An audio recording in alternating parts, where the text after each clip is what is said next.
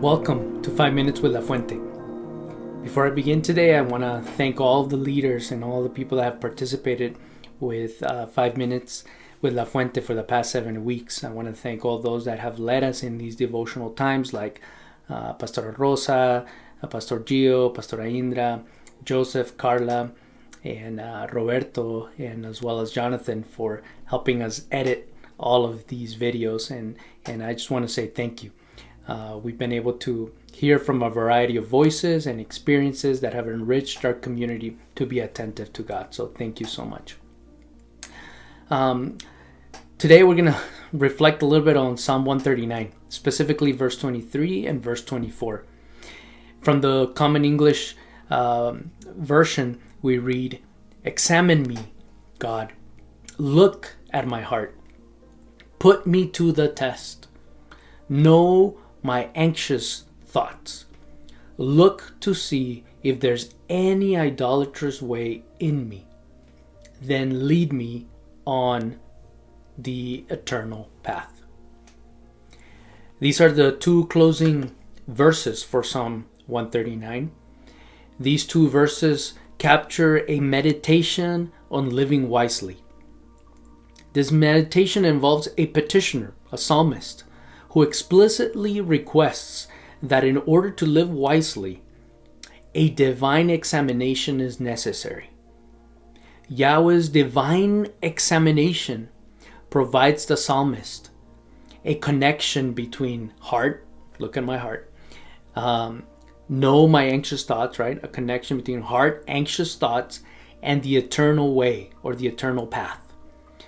The divine examination to live wisely is rooted in relationship.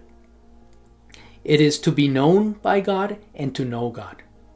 The psalmist states, "God, you know me. You know my daily routines." Verse 1 through 6, if you go back and read Psalm 139. And you know that even though you know my daily routines and rhythms, you have carefully protected me. You know where I am, even when I try to flee from you. Verse 7, "Where can I go from your spirit? And yet you continue to constantly show up.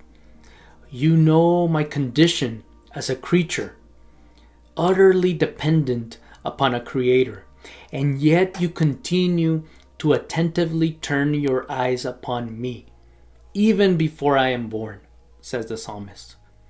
So sometimes reading these verses in the psalm could seem like God is an inescapable reality that follows us everywhere.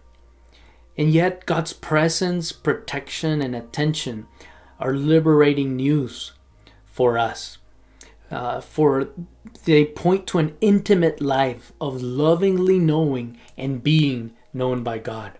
A life where our hearts, our anxious thoughts, and our living are integrated into a life with God. Nothing in our existence is exempt from God.